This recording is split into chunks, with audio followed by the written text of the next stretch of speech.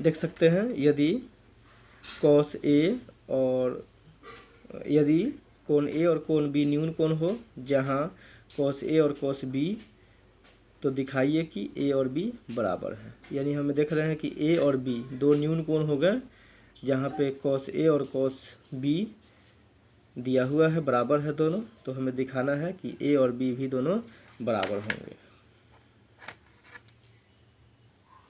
हाँ तो दोस्तों माना कि ए बी सी एक समकोण त्रिभुज है जिसमें कोण सी 90 डिग्री है। चलिए देखते हैं, ए बी सी हम बनाते हैं एक त्रिभुज जिसमें हमारा कोण सी 90 डिग्री होगा। यानी मान लीजिए कोण सी है 90 डिग्री। ठीक है दोस्तों, ये कोण सी हमारा हो गया 90 डिग्री, और इसको इससे जब हमने मिला दिया तो ये हमारा बन गया समकोण त्रिभुज। ये हमारा बी हो गया और ये हमारा ए हो गया। तो हमें त्रिभुज ए बी सी एक समकोण त्रिभुज है जिसमें कोण ए 90 डिग्री हो गया। तो हमारा ए बी हो गया कर्ण। अब देखते हैं, चूँकि प्रश्न से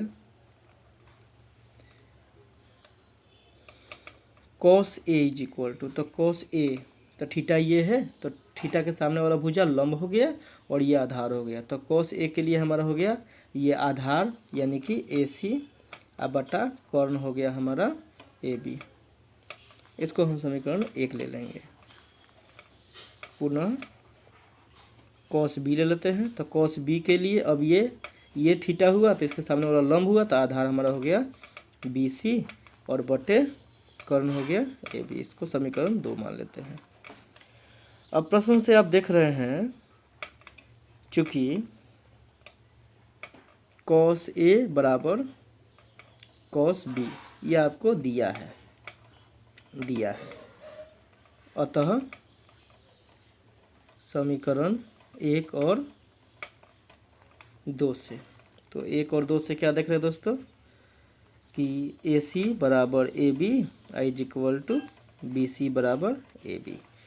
तो ए बी से ए बी कट गया तो हमारा बच गया ए सी बराबर बी सी। अब देखिए तो दोस्तों, समकोण त्रिभुज में आपको ए बी जो है वह बी सी के बराबर हो गया। यानी ए बी और बी सी दोनों बराबर हैं। तो ए बी और बी सी ए बी, हाँ ए बी और बी सी ये दोनों बराबर हो गए। तो जब दोनों भुजा बराबर हो गए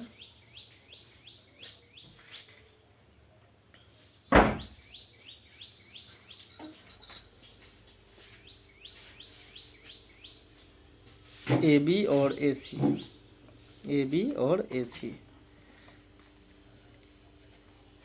ए बी और ए सी और बी सी, सॉरी ए सी और बी सी, हाँ ए सी और बी सी ये दोनों भुजा बराबर हो गए, ए सी और बी सी। तो जब किसी त्रिभुज के दो भुजाएं बराबर होंगे तो उसके कोण भी दोनों बराबर होते हैं। यानी कि कोण ए और कोण बी दोनों बराबर होगा। ठीक है, अतः कोण ए बराबर कोण बी ये हमारा सिद्ध हुआ। अगला प्रश्न देख रहे हैं आप, इसका हल cot theta is equal to दिया हुआ है 7/8। तो कॉट थीटा दोस्तों मान आप यहीं छोड़ दीजिए, इसको हम इस तरह से बना देते हैं। प्रश्न से ही चलते हैं। प्रश्न से क्वेश्चन नंबर 1, चूँकि 1 प्लस साइन थीटा और 1 माइनस साइन थीटा और बटे 1 प्लस कॉस थीटा और 1 माइनस कॉस थीटा, इसको क्या लिख सकते हैं दोस्तों, a प्लस बी और a माइनस बी। तो इसका फॉर्मूला होता है a square minus B square, और फिर यहाँ a प्लस बी और a माइनस बी, तो यहाँ लिख सकते हैं a square minus B square. यानी कि आपका 1 माइनस साइन स्क्वायर थीटा और फिर बटे 1 माइनस कॉस स्क्वायर थीटा। अब आप जानते हैं 1 माइनस साइन स्क्वायर थीटा का वैल्यू आपको बताया जा चुका है। इसका वैल्यू होता है कॉस स्क्वायर थीटा और इसका वैल्यू होता है साइन स्क्वायर थीटा। आपको ये भी बताया जा चुका है कॉस थीटा बटे साइन थीटा का वैल्यू होता है कॉट थीटा, और चूंकि स्क्वायर है तो यहाँ स्क्वायर डाल देंगे तो कॉट स्क्वायर थीटा हो जाएगा हमारा, कॉट स्क्वायर थीटा हो जाएगा।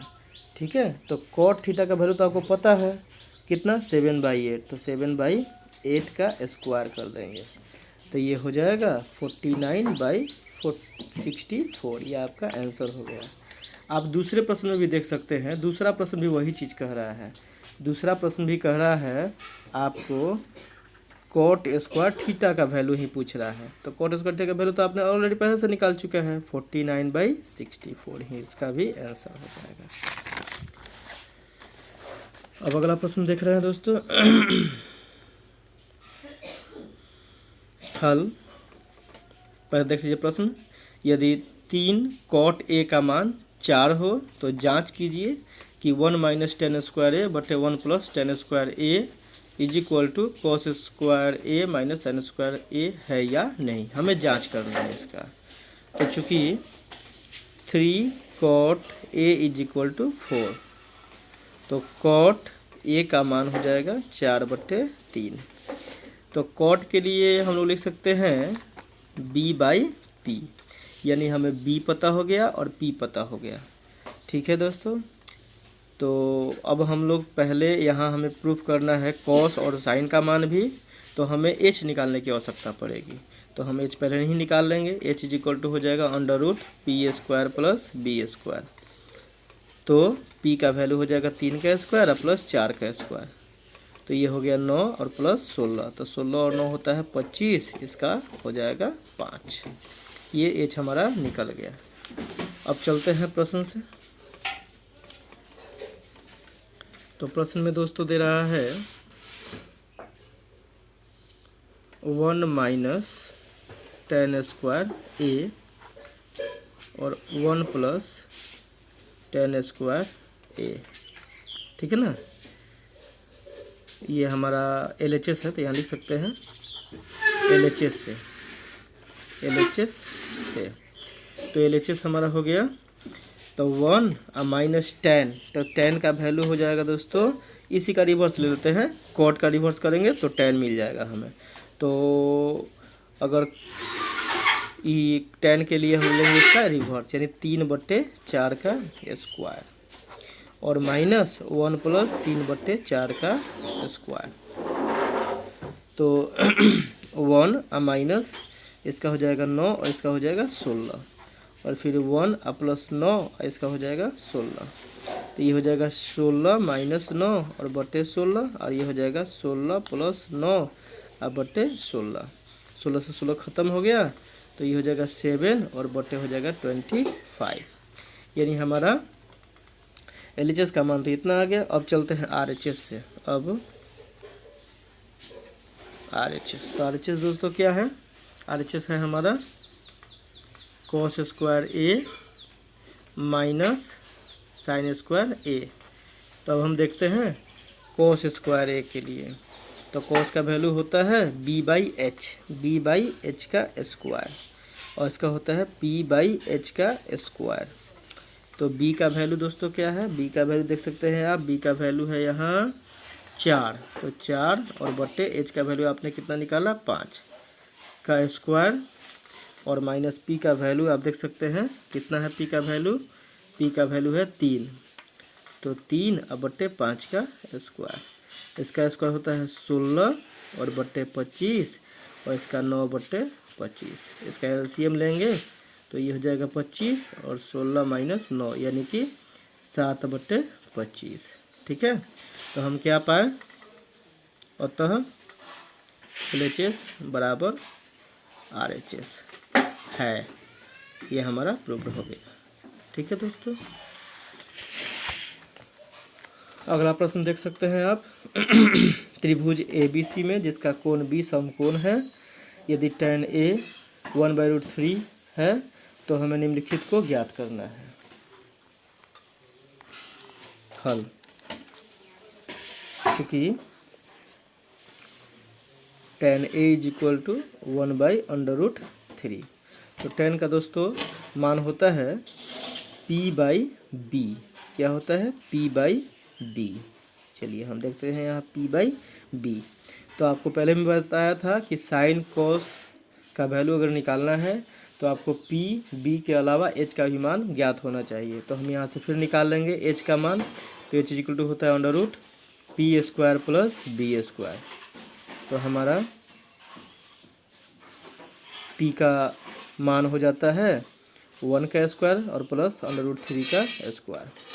तो 1 का स्क्वायर 1 हो जाएगा दोस्तों, और ये 3, इसका वैल्यू हो गया 4। और 4 का वर्गमूल कितना होता है? 2 होता है। तो ये तो निकल गया।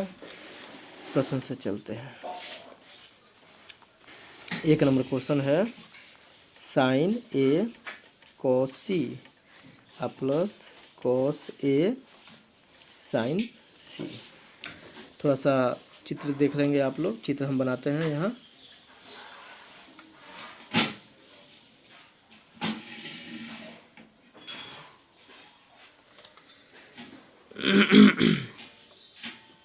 हम लोग यहाँ ले लेते हैं a, b और c। इसके अनुसार अगर हम लोग लेते हैं तो ये हमारा थीटा हुआ, तो थीटा के सामने वाला लंब यानी कि ये 1 हो जाएगा, और ये आधार यानी कि √3 हो जाएगा। इसके अनुसार हमने लिया है लंब, है ना। तो ए के सामने वाला, तो अगर ए मैं ये लिया हूँ तो इसके सामने वाला भुजा ये लंब हुआ और ये आधार हो गया। तो ये हमारा हो गया कर्ण, ये हमारा हो गया कर्ण। तो अब इसके अनुसार देखते हैं दोस्तों। साइन ए, तो साइन ए के अनुसार ये तो लंब हुआ, तो लंब हो जाएगा हमारा BC बटा कर्ण यानी कि AC, और गुने cos C, तो cos C यानी अब थीटा ये ले रहा है, तो लंब ये हुआ, तो आधार हमारा हो गया BC और कर्ण हमारा रह जाएगा AC। प्लस फिर उसी प्रकार cos A, तो cos A के लिए ये लंब हो गया, तो ये हमारा आधार हो जाएगा, तो आधार हमारा हो जाएगा AB, कर्ण तो वही रहेगा AC। प्लस साइन C, तो साइन C के लिए फिर साइन C के लिए तो लंब ये रह जाएगा, तो लंब हमारा हो गया AB और बटे यहाँ गुना होगा बटे AC। अब यहाँ देख रहे हैं ये BC, तो BC का स्क्वायर और बटे AC का स्क्वायर।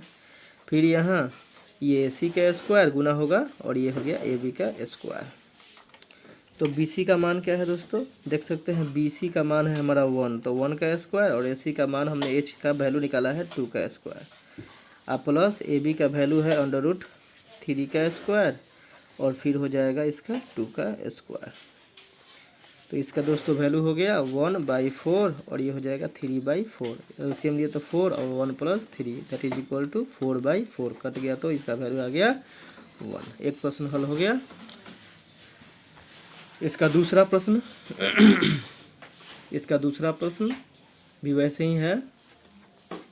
इसको आप लोग स्वयं हल कीजिएगा। इसको मैं हल कर दूंगा, लेकिन आप लोग स्वयं इसको हल कीजिएगा। चलिए अब देखते हैं अगले प्रश्न, क्वेश्चन नंबर 10। Question number 10